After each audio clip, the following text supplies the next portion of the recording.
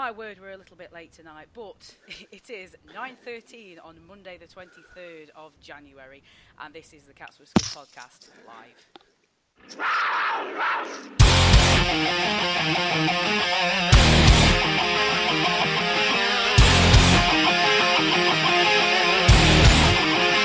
Here we go!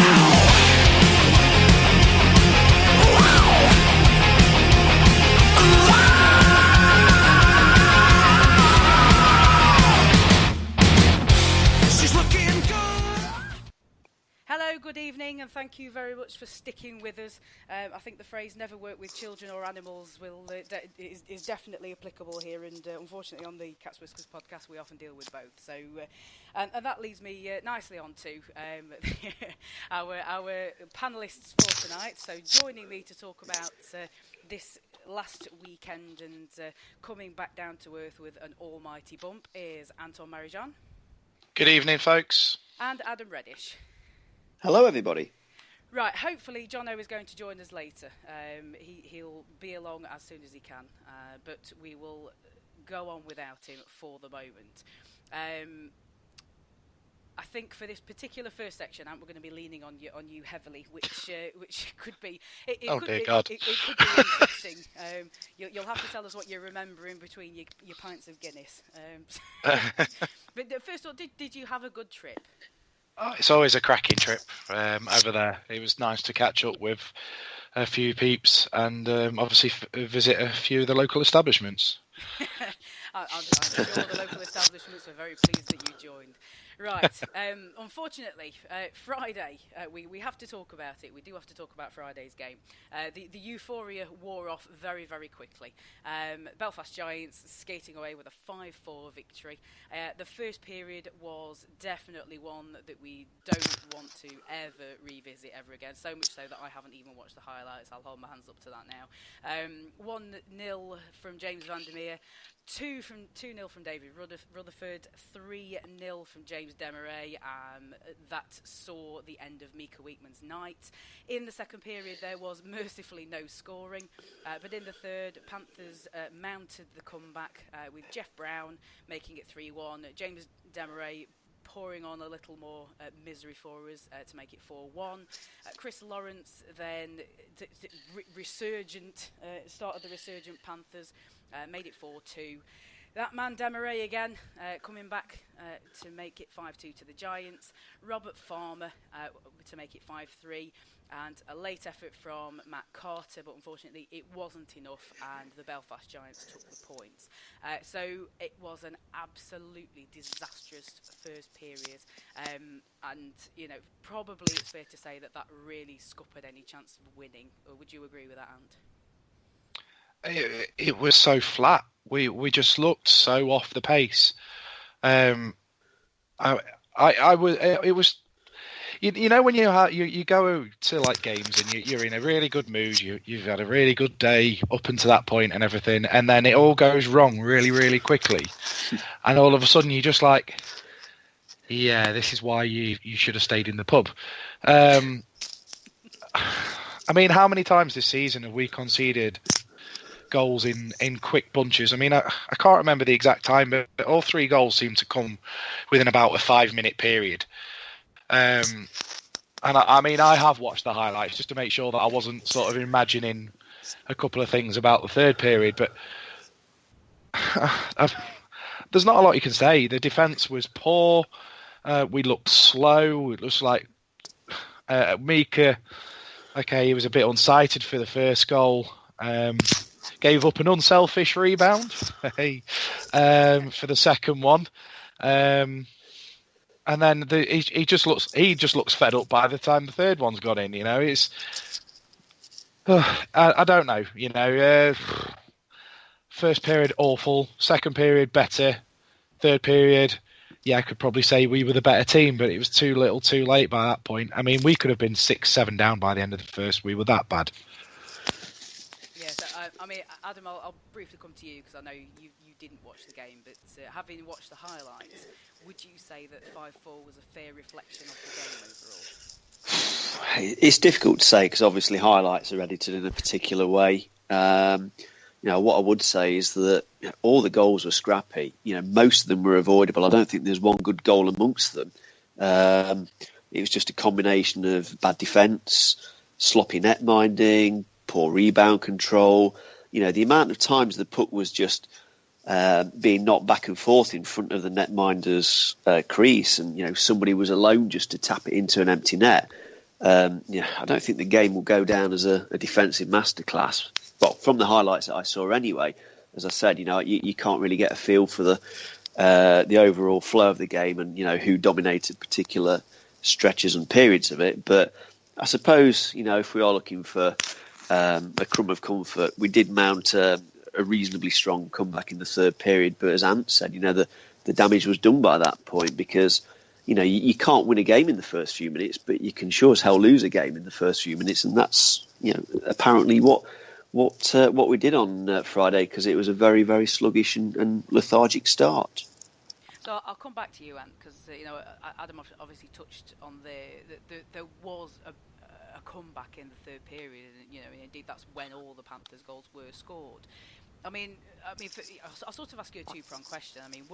Was it a pleasing sight that the Panthers were actually mounting a comeback? And when the goals started to go in for the Panthers, was there any feeling around the guys and girls that you were sat with that we might actually do it? Honestly, no, not really. We got a bit excited when we pulled it back to 1, but then there's not a lot of time left on the clock. It was strange because it wasn't for the lack of trying from the fans. Were having a good time, regardless. We're getting drowned out by little kids, but that's what happens in Belfast. It was. I think we'd sort of come to the realization, like, oh yeah, okay, we're not going to take on our form from the weekend. We're going to, look quite rubbish, to be honest. We did digest the game in Rockies afterwards, myself and Wayne, and we just thought that you were struggling to come to terms with what exactly went wrong. It was just you couldn't put the blame on one person. It's just that everybody seems so off the pace. But I agree with Adam as well. All the goals are really scrappy goals to give away. Certainly Belfast as well. They can't claim to be defensive masterpiece on that. The one thing I will say, Carter's goal, I thought it was pretty good on the night, but yeah, I've watched the replay and it is a bloody good finish. That it's just pity it came so late in the day to not really mean anything. Yeah, that is a bit of a shame. Now, I'll ask the both of you, based on where everybody is in the table. Last week, I can't remember which guys were on the podcast last week, but last week we sort of briefly touched on how if we were to win the game on Friday, then we sort of close the gap on Belfast in terms of maximum points that were available. Now, it looks that there is a hefty gulf between us and them in terms of potential points available. Personally, I think that we could possibly have. Are you guys still there? Yeah, yep. I'm still there. Still here. Sorry, I think Jono's just signalling to me, so I shall try and patch him back in a moment. But yes, it's looking like a 3-horse race. It never didn't really, to be honest. But are the Belfast looking like they could be favourites? Not for me.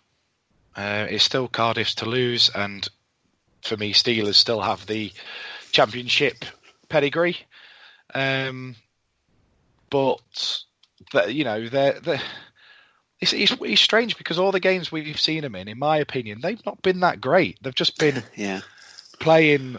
They've just been slightly better than a poor us. There's certainly nothing in that team that makes me, drop me mouth open and go, oh my God, I wish we had such and such. But apart from maybe Blair Riley, but he had a poor, I don't even know if he played on Friday. He was that quiet. So,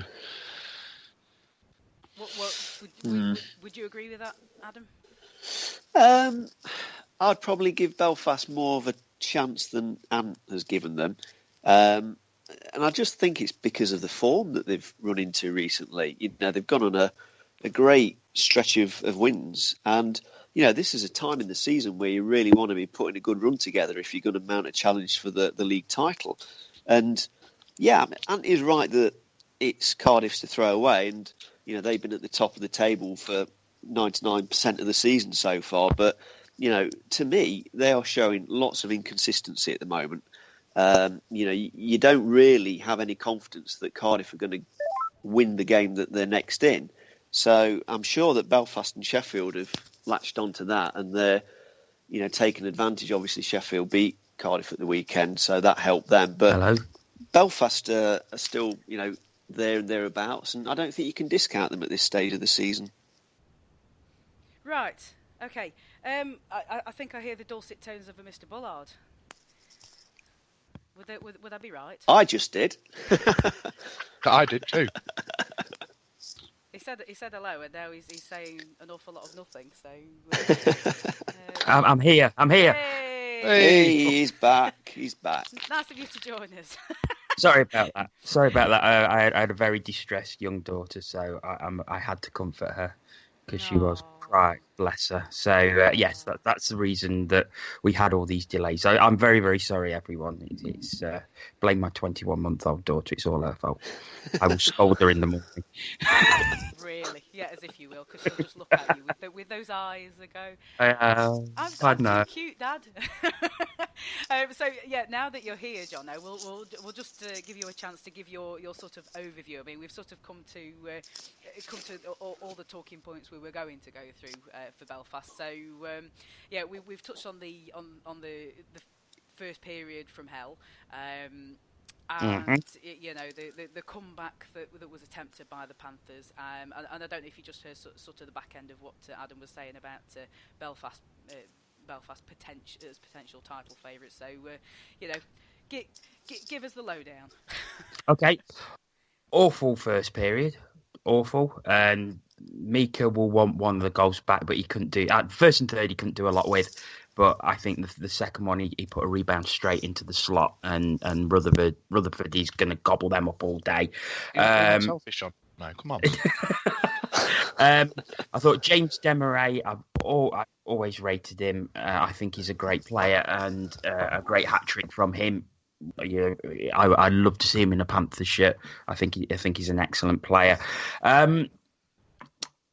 As for the rest, the second period was a bit, they seemed to cancel each other out, and then the Panthers came back into it. But the problem with Panthers was whenever they scored, then Belfast would go and score pretty much straight away.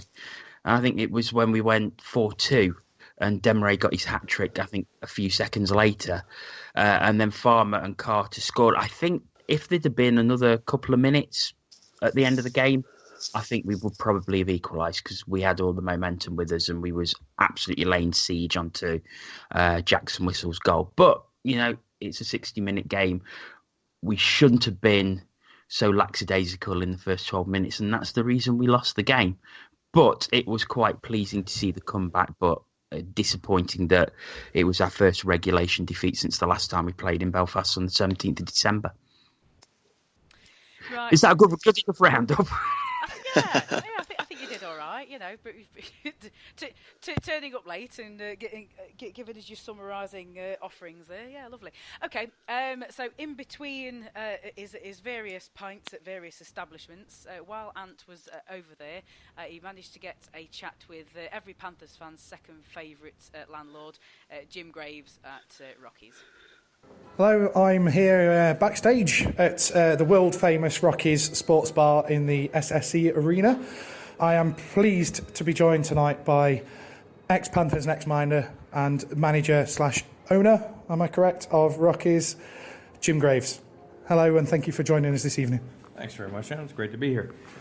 So just a quick chat on how you think things have been going for the Giants so far this season. Obviously, you've seen them a lot more than me. What do you think we can expect from tonight? Well, in my opinion, the Giants have vastly improved over the last number of months. The confidence is riding high in the dressing room there, and they've been competitive in just about every match in the last 2 or 3 months. So I look for big things tonight against the Panthers. Obviously, last weekend, Panthers became the first British team to win a European trophy, the Continental Cup. Did you get a chance to see any of it? I did, Anton. It's absolutely fantastic. It's whether you're a Panther fan or not. I mean, the achievement the club has done has been absolutely astronomical as far as British ice hockey and European ice hockey and world ice hockey, for that matter. Really, really pleased what they did, and the fact of the matter, they did on the road. I mean, they had to attend 3 different tournaments, all on the road. So it's a full credit to the team, to Corey and his coaching staff, and obviously Gary Moran and the management team and the entire Panther players. That's brilliant. I mean, I'm still buzzing myself, and I will never stop saying the first British team to win a European trophy. It's fantastic. But obviously, you were a netminder yourself. Mika Vietman, 3 finals appearances, Challenge Cup final, playoff final last year, complete shutouts. Shut out the Danish team on Friday, conceded 3 goals in the 2 games, Saturday, Sunday. Would you say he is Panthers' key player going into this game tonight, or do you expect to see something different from the rest of the Panthers team? I would certainly say, Anton, that he's key for tonight. But certainly, I think everybody contributed in that in Italy. There, it was just a fantastic. I did see all 3 games, and it was just, like I say, a fantastic achievement. So I think it'll be a team effort tonight. I don't think he'll rely on the goaltender himself. He's proven himself, obviously, during this Continental Cup, but I think a lot of credit has to go throughout the entire team. Brilliant. Okay, and the final thing then, obviously, ex-Panthers player Brock Wilson. Had a long interview with our own Jono Bullard last week. He also spoke to Matt Davis at the Nottingham Post. He's got some pretty strong feelings on the Elite League and how he feels the Elite League should be run. Have you had a chance to read the interview or listen to the interview? And if so, what are your thoughts on what Brock had to say? Well, I think there was some good, strong criticism there, and he had some good views there. Personally, I'm for more British talent on all the clubs. I think we're relying too much on the imported players, and if there's any danger of them increasing that number, that would be disappointing. I think really local fans would like to see local talent, and I think there should be opportunities for these kids to make these clubs. So I just hope the Elite doesn't go forward and extend it to another import. I mean, we know what happened in the Super League days. We're outpriced. I think they're doing the right thing at the moment, but I'd like to see more British kids on all the clubs participate. Absolutely brilliant. Jim, thank you very much for your time. If possible, I'll grab a word with you after the game and we'll have a quick word to see how the game went, and I'll speak to you then. Thanks very much, Andrew. Thank you very, very much to Jim. As I say, every Panthers fan's second favourite landlord. Don't worry, Nicky. We won't forget about you. Of any time any of you get over to Belfast for that trip, make sure you go and pop your head in Rockies, because honestly, if you've never been before, it is a sight to behold. Just jerseys everywhere. And they serve Molson Canadian on draft. And they serve Molson Canadian, which doesn't really help me, but whatever. if that floats your boat, then absolutely you go for it, and it's always a warm welcome. So definitely get yourselves down there if you are lucky enough to make the Belfast trip. And again, thank you very much to Jim for his time. So before we move on to talk about the Fife game, we have had a tweet in, and if you want to get in touch with us during the show, it is at Cat's Whiskers TV. That's the easiest way to get hold of us. And Rachel Howard 1. Rachel A. Howard 1, sorry, I'll make sure I get that right. She said she wants to ask the question: why are non-playing players, in other words, injured players, travelling with the team when they could be receiving treatment/therapy in Nottingham? So I'll start with you, Jono. You can catch up on your word count. Well, Clarkey is obviously the assistant coach, so he's going to travel with the team. Jeff Waugh, I believe he's doing training, so maybe he's skating with the team. And who else is that? Schultz. I don't think Schultz travelled to Belfast. I'm pretty sure he didn't. But Schultz is supposed to be back skating again tomorrow, according to the latest on the Panthers website. So I suppose that the only question mark could be Jeff Waugh, but is a trip to Belfast really going to make that much difference? I don't think so. Ant, would you agree with that? Yeah, for me, it's any practice time that they've got with the team is beneficial. There's only so much you can do on an exercise bike and what have you. So as long as it's not aggravating, you're not sending them on long trips to the other side of Eastern Europe, but which we're not doing. So I don't see an issue with it myself. Adam, any final thoughts to add to that? No, I think it's been covered quite adequately by Jono and Ant. It's Clark's in official capacity. So, I've got no qualms with him going over there. But as Ant said, it's a chance to practice with the rest of the side. You don't really want to be cut out for too long, do you? Because, training drills, you want that sort of cohesion.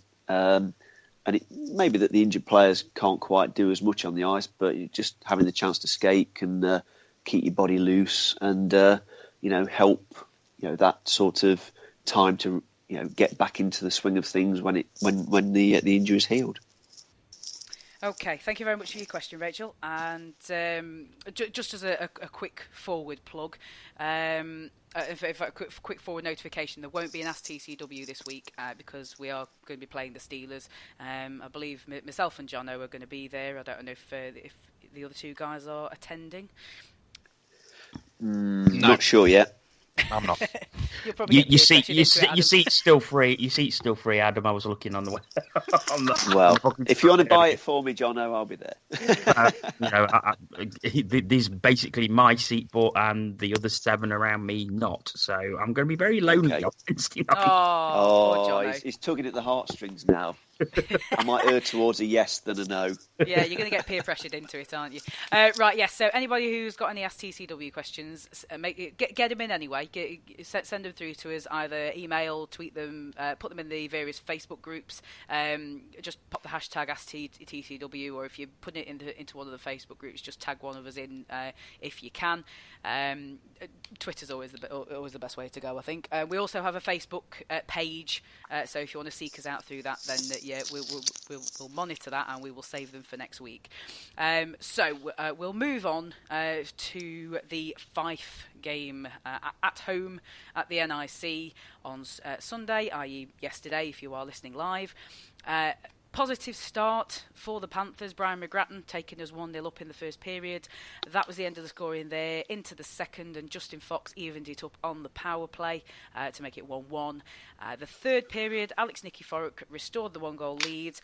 Brendan Brooks evening it up to take us into overtime. No scoring, so that went to a shootout.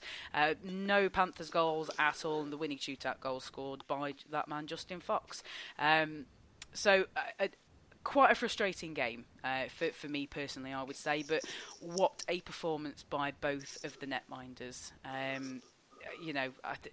think we can spend a few minutes waxing lyrical about those performances. I mean, the one thing I would say before I let you guys get into it is I think that was a performance that Mika Weekman probably needed following the awful spell he had in Belfast. Adam, I'll come to you first. Yeah, both netminders were fantastic yesterday. I mean, there's quite a lot of shots fired in on each netminder. I will say that, Fife's netminder Owen did do really well. He played superb and he pulled off, 3 or 4 sublime saves, ones that left your jaw on the floor.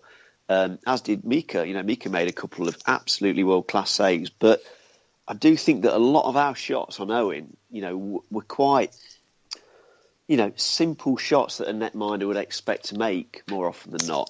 Loads of shots into the body, into the logo on the jersey.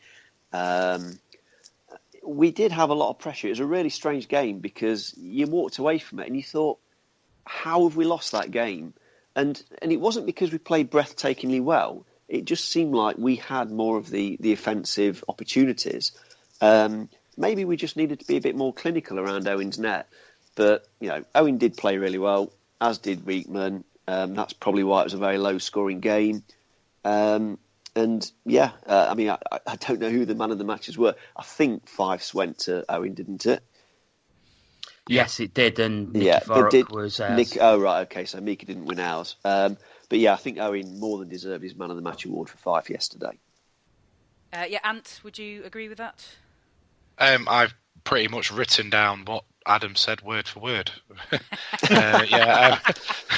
I've just turned around in my chair just to make sure that it is and actually I'm in Arnold floating up behind me. But no, credit to the two netties. But yeah, I think we made it a bit easy on Owen a few times. The one thing I was most frustrated about was the penalty shootout, and our first two penalties in particular. Neither player looked that bothered. Yeah. You know, when they were skating in, it's just like, meh. There wasn't really anything to the shots, which was frustrating. But you know, it just adds on to another frustrating weekend for us. Yes, yeah, I would agree. Anything to add to that, Jono, before we come to the No, not really. I mean, both netmind is superb. I think Owen played very well, as did Mika. I think it's a bit unfair. I've seen people saying that we were much the better team and we should have won. We were probably slightly the better team, but I don't think we were much the better team. I think Fife played very, very well, played a great road game, and they took both their goals well, especially the one by Brendan Brooks. He absolutely mullered that. Laced it. To use a football term, he put his bootlaces through that one. Yeah. It was a very good goal, but you've got to remember, Fife had 37 shots as well. You know, I was surprised at that because it didn't feel like they had 37 shots. I know they had an absolute barrel load in overtime because it seemed like the ice overtime seemed like the ice was tilted down towards our net. They were all over us. How they didn't manage to score in overtime? I think they had 7 shots in the 5 minutes. Plus and the a couple ones that went wide. To be fair, as that was a lot of that was down to. I don't know what Dimon was on yesterday, bless him. Certainly in overtime, he was falling around all over the place, and he by that last sort of couple of minutes, he was on this shift. I was like, he needs a change. Can we just ice it or do something? Just get him a break because he just looks out on his feet. But yeah, I mean, full credit to Fife, like Jono said. To be fair. Yes, I would agree with that. Now, just one point I do just want to make. You know, Owen faced 43 shots from us. That's not really anything he isn't used to. You know, he's regularly facing shot counts in the high 30s. You know, his season high was 49 shots, which unfortunately he took a loss on, which you'd kind of expect, really. So you know, I mean, weeknd took 36, and that's kind of 37, as Adam said, and that's. You know, that's a bad day at the office for him, really. So. Yeah, it's a stunning netminding performance, really, and it's not the first time that Fife have brought a team down. You know, with a netminder who has stolen the show, as it were. Zemlak a few years ago. Yes, I remember that man, Garrett Zemlak. So. Yeah, I mean, as a couple of you have alluded to, Panthers did seem to squander a few chances. I can think of a spell. I can't remember if it was in the first or it must have been in the second, where I think it was was it Lawrence and Williams both had a couple of shots on what seemed like an empty net, and they just would not go in. So is that sort of how it seemed to you guys, Jono? Yeah, definitely. I think there was a few. We hit the pipe work, I think 3 or 4 times as well during the whole match. Williams had one in the late in the third period, which I think would have made it 3-2. But I think it hit the post and came straight back out again. From where I was, I thought it might have actually hit the back of the net and come straight back out, but nobody sort of celebrated, nobody did anything, so I can only assume it hit the post and came out. But yeah, we seem to have chances where when we did beat Owen, it found the pipe work, or we missed a couple of empty nets in the second period, as you said. We've got to be putting them chances away if we want to win games. Yes, absolutely. Adam, would you anything further to add on that? Well, yeah, I agree with everything Jono said, but I don't think we're a very offensively minded team, really. I haven't got the stats in front of me to look at how many goals the team have scored this season, but it doesn't feel like we're amongst the league's top scorers. And other than a couple of games, I don't recall us, ever beating a side 7 or 8. And I just think that we have to score 3 or 4 goals minimum to be with a chance for a win. And that's probably why we've lost as many games as we have this season. We just don't seem to be particularly offensive minded. Maybe that's because we're built to be a bit more solid on the blue line. But yesterday's game was yet another game where we probably just didn't put the rubber, in the net enough, and it's cost us.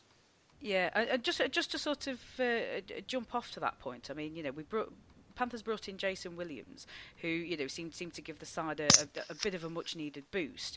Now since his arrival, he's scored 4 goals, and let me just top this up, 8 assists.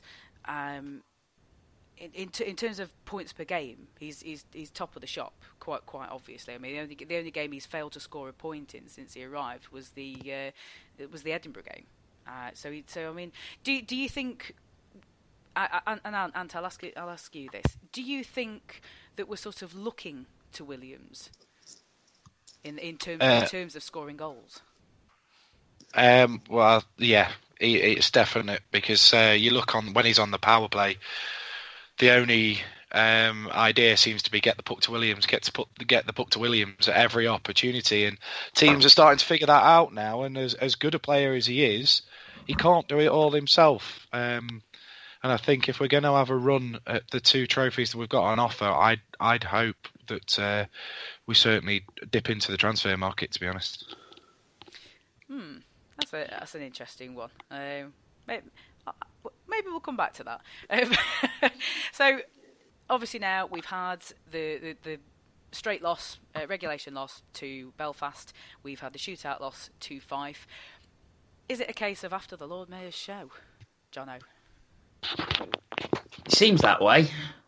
It was a bit flat yesterday at times. The atmosphere was a bit flat, and then obviously, when they went to present the Continental Cup after the game and we've just lost, it sort of just didn't feel right, to be honest. I mean, I think I left after they presented the trophy, and you only have to look at that picture of Mika Wietmann's face in the team shot. It tells you everything that you need to know.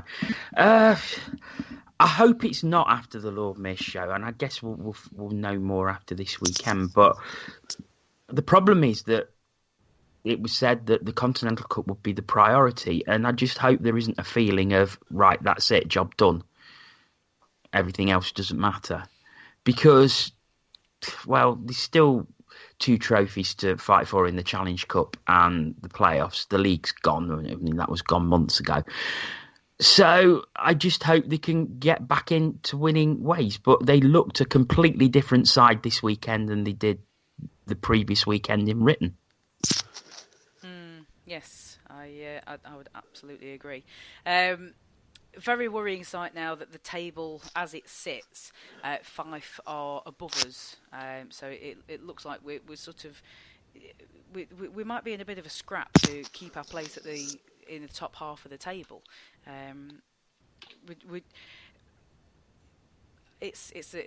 Doesn't make for good reading. So, I'll ask the question. Do you think our place at the top of the table is in jeopardy at the moment, Adam? What, in terms of top of the table of British ice hockey? In the top half of the elite do I think table? that's in jeopardy? Probably not, because I think Clan are too inconsistent, and I think if another team's going to overtake us, it would be Clan, because obviously they're the closest to us in the standings at the moment. I wouldn't really expect them to. So I think I'm not even sure whether Fife can sustain that for the rest of the season, to be honest. Although, they have got a few good players on the roster this year. They've got a lot of experience. Jackman, Brooks, 2 very experienced players. And they've obviously improved markedly since last season. whether they can be a top 4 elite team season after season, I'm not too sure, because I would hope that Panthers' poor league season this year would be a blip, and next year we would, look to compete a hell of a lot stronger on that front than we have done this year, because this year has been, quite frankly, a bit of an embarrassment in the league. Yeah, the old adage of the Panthers fan, there's always next year. You just, I mean, it's something you may not have seen, Adam, because you were brought in as a late substitution. Yeah. But yeah, I mean, I do this very, and I did mention it last week. Do this very unscientific table that just sort of evens out the league positions based on who's played the most games. So I think there's 2 teams that have played 36 games, and all I do is just stretch it out for what the maximum points are available. Now the top of the table is looking precarious if you're a Devils fan. To look at this, but I'll just give you the top 3 results. Assuming 36 games played for all teams, maximum points, you've got the Devils on 55, the Steelers are on 53, and the Giants are on 52. That's a massive change up from what it looked like a couple of weeks ago. Before we went away to the Continental Cup. Panthers we're well out of it. We have a maximum points available for us is 46. Interestingly, just nipping out our heels, the Flyers have got a potential 44 points that they could have available to them. So, it's that is sort of where our main challenge comes from in terms of that. I mean, obviously, you've got to win your games in hand for any of this to be true. So it's an awkward scenario with the table being as it is. But yeah, it's interesting. The top 3 is very interesting, and for Panthers fans, it's not very good reading. So I think we when we did the agenda, I wasn't going to be presenting, so I feel like I'm going to be talking too much now. But we did put a little section. Nothing new there, then. Hey, yeah, you just had to get that one in there, didn't you? So just a few stats to go over from the weekend. Mika Weekman's save percentage is below average of what he would expect of himself. I think of 8.9, an 8.91 save percentage. Unfortunately, a .700 in his short spell at Belfast. Henry Passel .898. Our power play has been a little bit rotten, despite how potent it was at the Continental Cup. We were 0 for 7 over the whole weekend. Penalty kill looking a little bit better. 2 goals allowed on 10 opportunities, and that was 1 goal each from each team we played this weekend. Points seem to be smattered all around the team. Nobody came out with more than 2 points this weekend. Just one interesting thing about the points that were scored. Williams is on a 4-game point streak. Had he scored a point in the Edinburgh game, then it would have been a 9-game point streak, but you can't have everything you want in life. Yeah, so it's not been the best of weekends, I think we can say, from the Panthers. So hopefully we can put it behind us and move on. But this afternoon we did ask for some... Just to put a slightly positive spin on it, if you look at our last 11 games, we've only actually failed to score points in one of them, which was the Belfast game on Friday. Oh, we've actually Jono. We've scored points in every other game apart from that. Even if it's been 2 shootout losses, 2 overtime losses and 2 shootout loss. So we are still picking up points.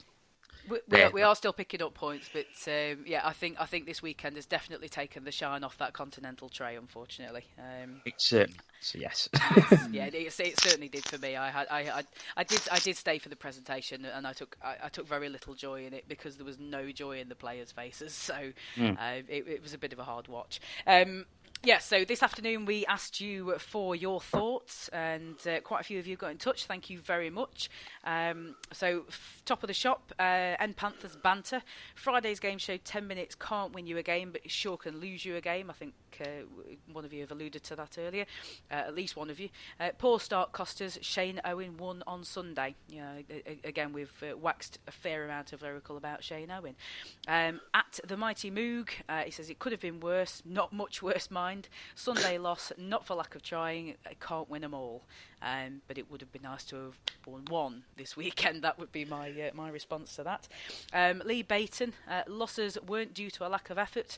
We were better for the most part of both games, but conceded too many too quick in Belfast and couldn't seem to solve Owen on Sunday. Just as a quick point on that. Yeah, and I believe one of you has already mentioned it, but quite a few of the shots that we were putting on Shane Owen, we were literally putting them on Shane Owen, so that he didn't really have to do a lot to save. Would anybody want to disagree that point? Not really. No, because I'll take the baited silence. Given that I made the original point. Yes, yeah, exactly. Our mucker who can't be with us tonight, Andy Haywood, Andy H89. Friday, battling spirit, but not enough. Shame not to get anything out of the match, but not overly surprising. Better team over 65 minutes, but beaten by a tactically solid road game. I think this is where he's talking about Sunday.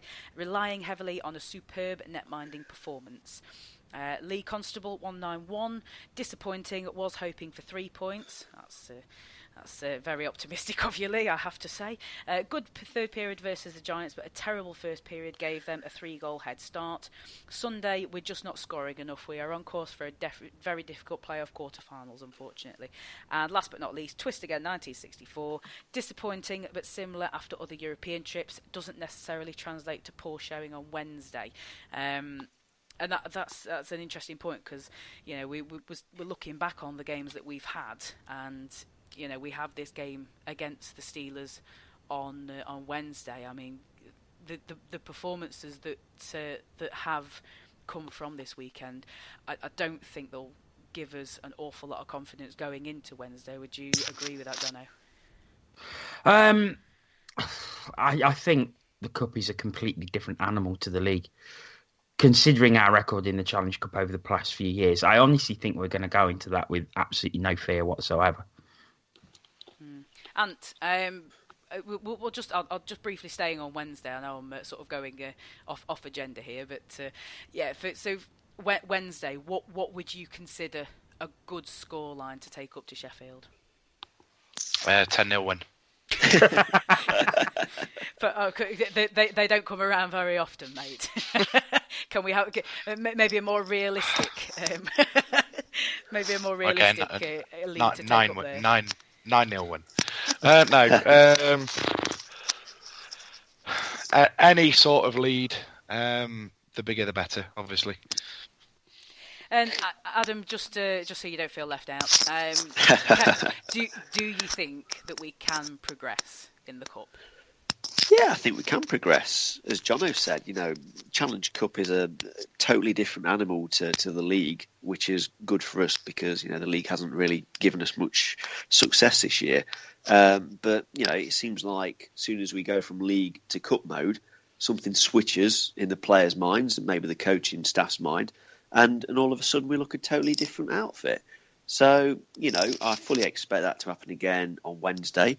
It's a little awkward, I guess, because the home leg's first and the away leg is second. I think ideally you'd want it to be the other way around, so you knew what you had to do in front of your home fans. So with that in mind, I would probably say it would be ideal to go into Sheffield with at least a 1-goal advantage, if not 2. Yes, I would totally agree with everything that you've all just said, regardless of the fact that the confidence-sapping games we've had at the weekend. One thing I would request is that can we maybe find a leak or something in Sheffield Arena? I'd love to go to our Sheffield again. Just putting it out there. We'll move on to some any other business. Sunday, following the game against the Five Flyers, the dressed to the nines jerseys were auctioned off, and the Panthers have raised £6,000 for Headway, the charity this season, which is another impressive haul. And it's good to see that the jerseys that have polarised so much opinion have actually come good and raised some money for a good charity. Ant. Yeah, it shows you year in, year out, we do these jersey auctions, the money generally goes to charity, and there's always a fantastic amount raised. And, they're obviously a hot item amongst, no matter, regardless of how daft some of the designs are, people seem to like them, people want them, and people want to obviously donate the money to charity. It's, it's a fantastic achievement, and, fair play to the Panthers and fair play to everybody that bought one. Yes, and if you did wear one, fully expect to see them this weekend.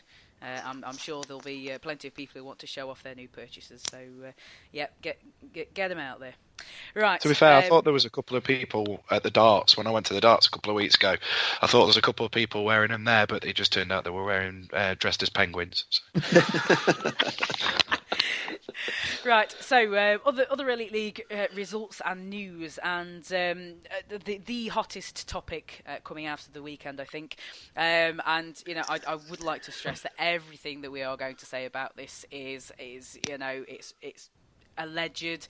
There is none of us were at the game. All we've got is what's been seen on social media, and I think what we're going to talk about. This is the Eric Nielsen incident.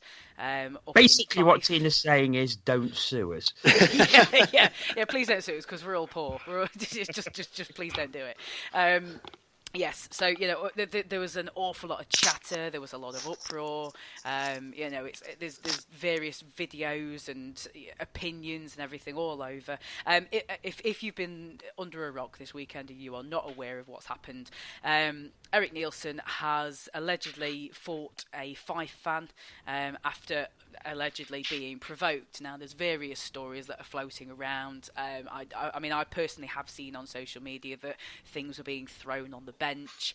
In addition to the verbal banter that was going on, I have also heard, and this is it's alleged, that Eric Nielsen, in a sort of initial retaliation, squirted his water bottle up towards the fans behind him. There's reports that there was a confrontation, and it's probably not too far from everybody's minds that Nielsen's just come back after having a fairly horrific eye injury that could have possibly been career-ending had it been worse than it was. So he's currently wearing a full face cage, and that allegedly was grabbed.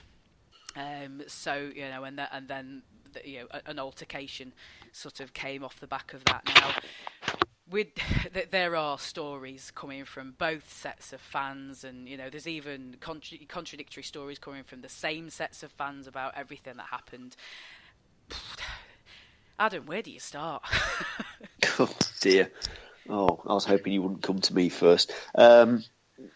It's difficult, isn't it? Because, as you said, none of us were there. We're only going on, second and third hand reports of what happened, what allegedly happened, I should say. What I would say is, regardless of what happened in Fife Ice Rink that night, if you say are in your place of work, you deserve respect. You don't deserve to be, well, I suppose I have to be careful with what I say, but what I'm saying is, if you're working at a bar, as a barman or barwoman, or if you're working in an office, and you come into contact with the public, surely being a hockey player is the same as those. So a hockey player deserves just as much respect as those other professions. And as I said, I don't know exactly what happened on that night, and I'm sure the Elite League will be getting to the bottom of it and taking statements from those that are involved. But all I would say is, players do deserve respect when they are playing, in an ice rink from the fans. But that's just my general comment, and that's how I feel about it, regardless of the actual happenings that took place. Jono, your two penneth, if you would. It's a difficult one because I've seen there's a thread about the game on THF, and there are so many opposing opinions of what happened, what didn't happen, and different people saw different things, the same thing. It's very difficult to make sense of. So it's very difficult to draw any conclusions, and nor should we really if there's no footage available. All I will say is, if you are a pro hockey player, no matter what the provocation, you shouldn't be getting involved with fans at all. And I think if this is found to be true, if the footage shows that Eric Nielsen did indeed get involved with a fan, then I can't see anything else but a very long ban coming his way. As for the other allegations of what five fans were supposed to be doing, well, there's a very, very simple way to stop that happening, is to put some plexi up behind the away bench and the home bench. So then there's a barrier in between the fans and the players. It really does appear that simple to me, because then it's not going to happen again. It's as simple as that. But it is very unsavoury. I hope it's all sorted out, and I hope the perpetrators and whoever's involved, be that the players or the fans, are brought to some sort of justice. Right, so, Ant, anything to add? No, I just thought the Crystal Palace fan got exactly what he needed, and I think a kung fu kick. It's deja vu. It's Cantona all over again. I want to see the proper footage. I've only seen different stop motion pictures and different fan videos before. You really can't tell what's going on, and I can't really add any more to it than what Adam and Jono has already said. Can I just add something as well? I mean, I've seen a lot of nasty things said about Fife Ice Arena and Fife fans since the incident happened. All I can say is I take as a fine. I've been to Fife a few times to watch a game. Never had a problem. Always found the fans engaging and easy to talk to. And it's one of my favourite rinks to go to in the Elite League. And that's all I've got to say, really, because I just saw some quite nasty things being said, and I thought that's certainly not been my experience when going to Kirkcaldy. No, not mine either. I think it differs, because although I'm in the same boat as you, I love going there. I love the atmosphere. And, being a football fan, I've been in plenty of situations where you're surrounded by opposition fans and they're all goading you and whatever. It doesn't bother me. It's part of the experience and whatever. But I have known other people suffer a bit of verbals and some not very nice language thrown their way. But each to their own. Like you say, I've not witnessed it myself. Yeah, no, just to sort of wrap this up, and I mean, I'm not sort of, I'm like the rest of you. This is all, this is alleged. We don't know the facts. I mean, we've got 12 stories, and somewhere in the middle of all that is going to be the truth. But I mean, one thing I would say, the proximity of the crowd to the players, it's the nature of the rink. Unfortunately, you're going to be that close.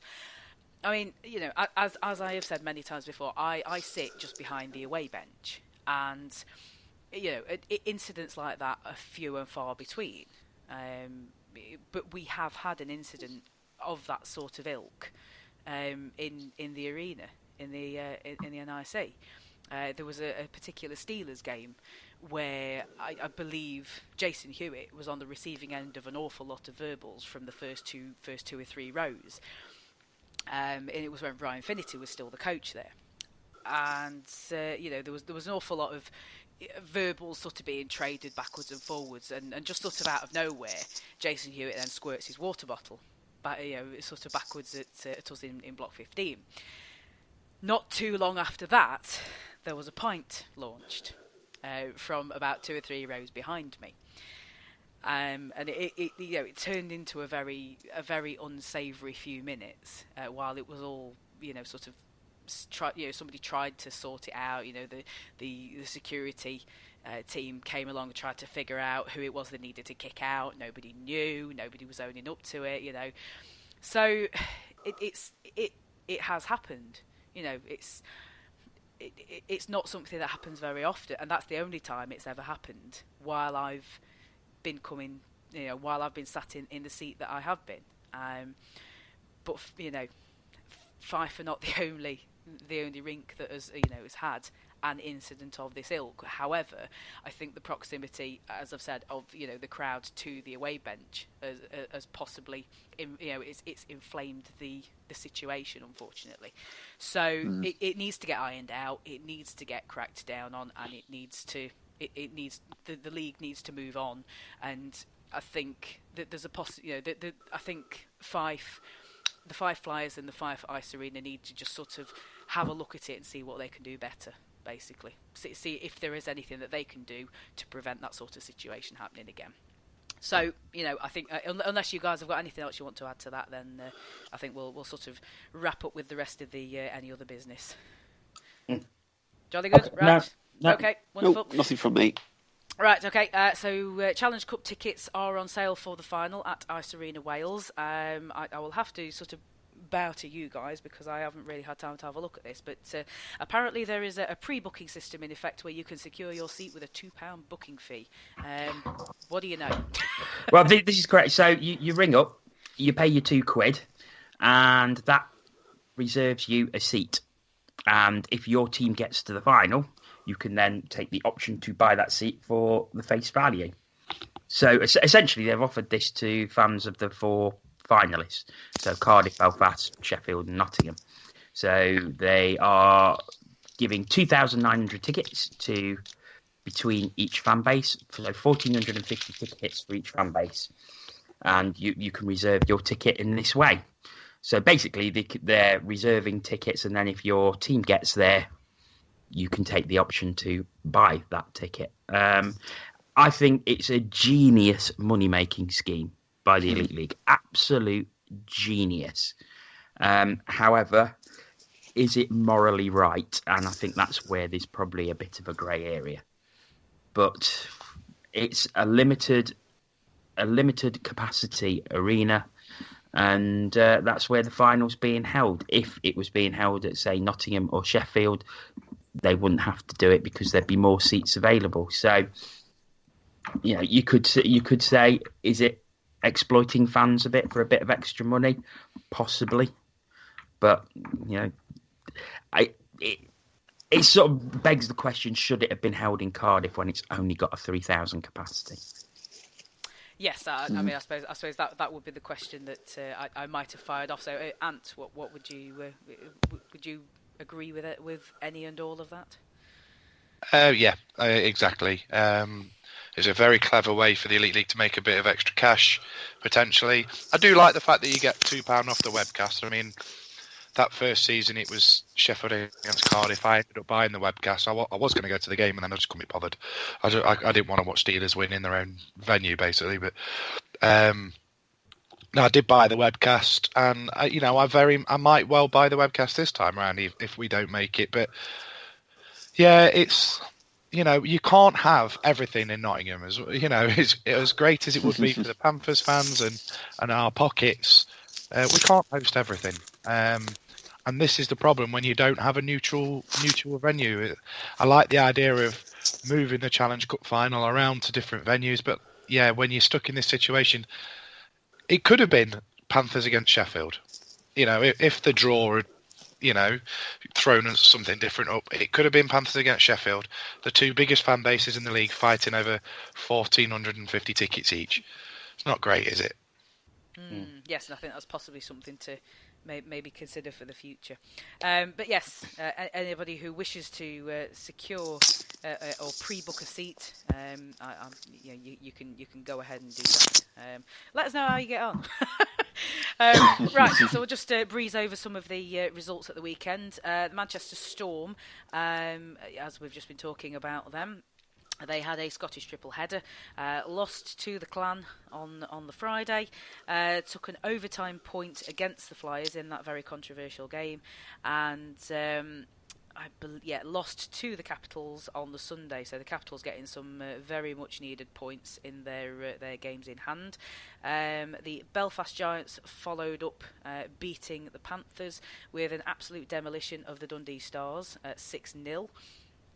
The Blaze fell against the Devils on the Saturday, and then again compounded the Dundee Stars' misery with a 4-0 win.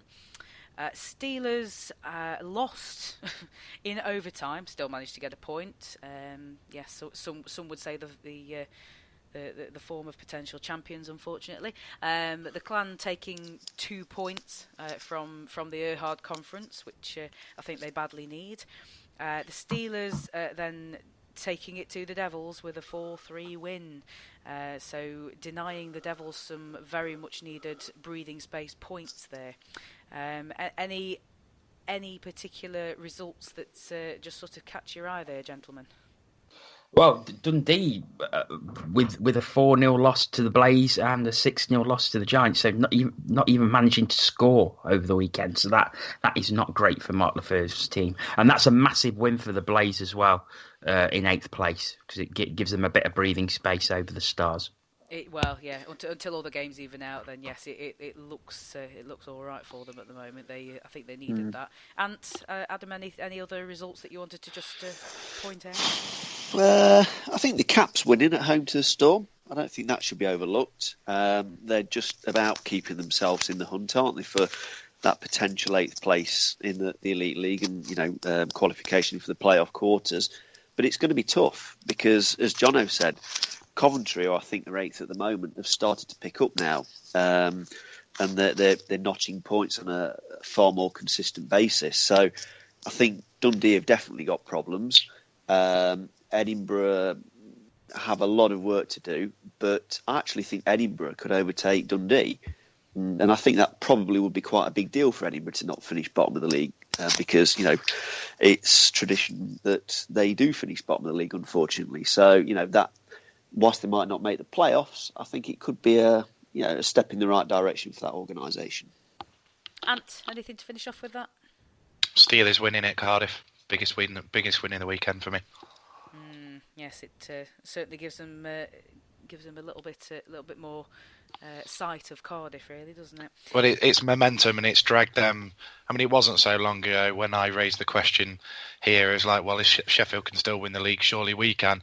And now we've fallen away, and Sheffield have brought themselves right back in it. And as much as we hate them, they've got this pedigree. They're like, I don't want to compare them to Man United, but you remember Man United of the 90s when they just went on a run after Christmas. Didn't matter how many points were behind, they're always there or thereabouts. And Sheffield looks like they're going to be there or thereabouts again. I think Sheffield and Belfast will finish above Cardiff this season.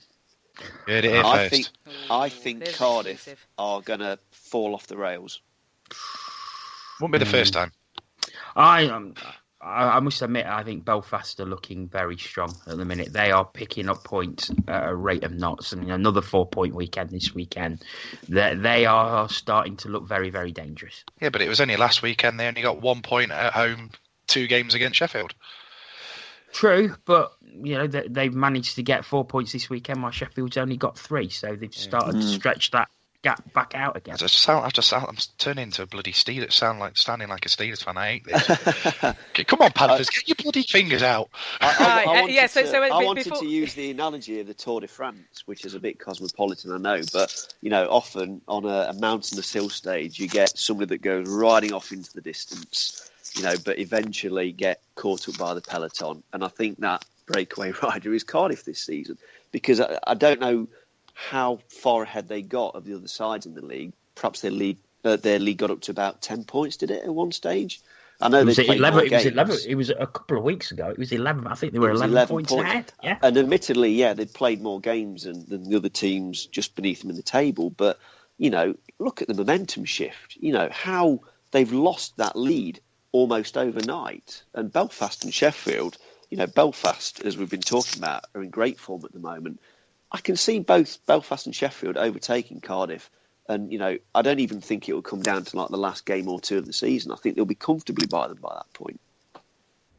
Well, we'll have to wait and see how it all unfolds when the games start evening out, because I think, while we're busy talking about games in hand, it's still all over the place. It's still up in the air, I think. As the table sits at the moment, there's just 4 points separating Cardiff, Belfast and Sheffield in the top 3 places, and Fife have leapfrogged us to take that 4th spot. So, I mean, we've already touched on the fact that there's going to be an almighty battle for the last playoff place. So, it's still exciting at both ends of the table, I think. We'll finish off. And I think we've already sort of chatted about some of this, but we're going to be taking on the Sheffield Steelers, our nearest and dearest, again in the Challenge Cup. Yay! This week it will be at the NIC at 7:30, and I believe there are good seats still available. My seat is. It's the 3rd year on the bounce that the Panthers have taken on the Steelers in the Challenge Cup semi-final. Yay. Are we excited, kids? Oh, delirious. Not particularly. We've got Sheffield fatigue. Yeah, I'm not going. I'm not going. That should tell you everything. Yeah, we're getting to that end of the season now, really, aren't we? I think we're in the back of our minds. We're looking forward to these potential extra teams that are going to join us next year, and maybe we can get a bit more enthusiasm for the rivalry at this end of the season. But we'll have to wait and see how all of that develops, and I'm sure we'll be talking about that towards the end of the season and during the summer and all that. Well, you look at it this way. This will be games 3 and 4 in the Challenge Cup against Sheffield this season to add to 8 league games. Yep. So that's 12 games. Then if you face each other in the playoffs, that's potentially 13 or 14 games if it's the quarter-final. It's too many. It is too many. Yes. Yep. It is, yep. So, again, I mean, we already know that Milton Keynes, unless they do a massive U-turn, are going to be joining us next season. Hopefully, the Guildford Flames application will also be accepted, and it will be acceptable, and we can have a bit more rounded league shaping up. That would be lovely. And maybe there will be a year where we don't play the Sheffield Steelers in the Challenge Cup. But yes, just to touch on some team news. Jeff Waugh still sidelined, and David Clarke both having specialist appointments, despite having been touted to return. I think it was just after Christmas. So a bit of a worry there, really, for those two guys. Anybody got any thoughts on that? They seem to have been out a long time, and you have to start wondering now, with them being out so long, are they actually going to be back in the team? Well, are they actually going to come back? Yeah, I mean, if they do come back, I mean, they're going to be ridiculously, out of match fitness, aren't they? I mean, just as a quick stat, we have lost 97 games in terms of injuries. That's, Jeff Waugh. If I just have a quick look here, the last time Jeff Waugh played was the 30th of October against the Brayhead Clan. That is an awful long time to be sitting out. David Clarke wasn't too much longer behind him. He was 12th of November against the Steelers. So that's. I mean, Clarke is still contributing because he's an assistant coach. But poor old Jeff Waugh He's not at the best of times this season. Additionally, unfortunately, Stephen Schultz has been given the all clear to resume skating. Now, they've worded that very well, so I assume that although he is skating, he's not actually participating in any contact training. That's what that says to me. I mean, would you agree with that, guys? Yeah. All right, maybe not then.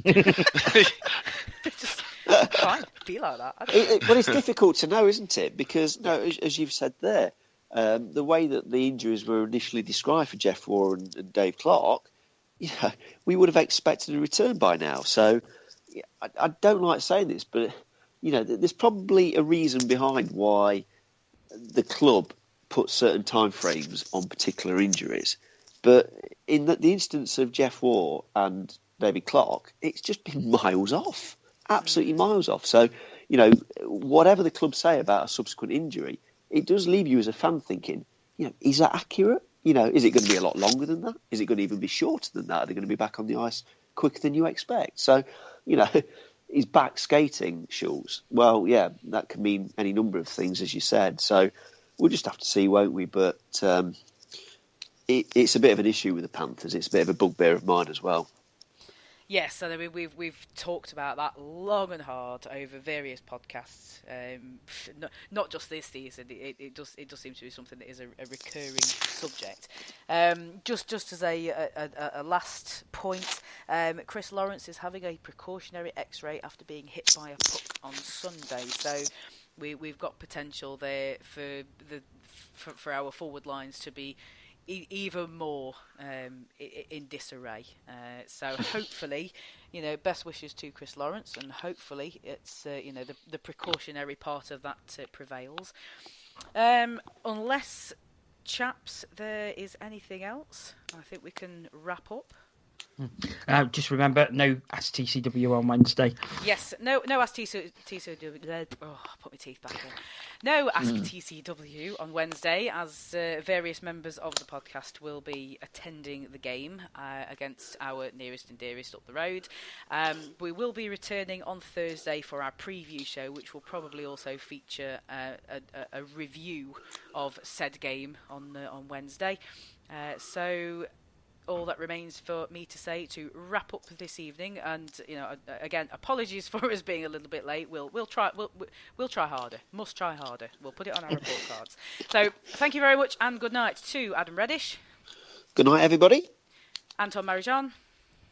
Good afternoon, good evening, good night. And Jono Bullard. Yep, sorry I was late. No night. It's all your fault. Ta-ta.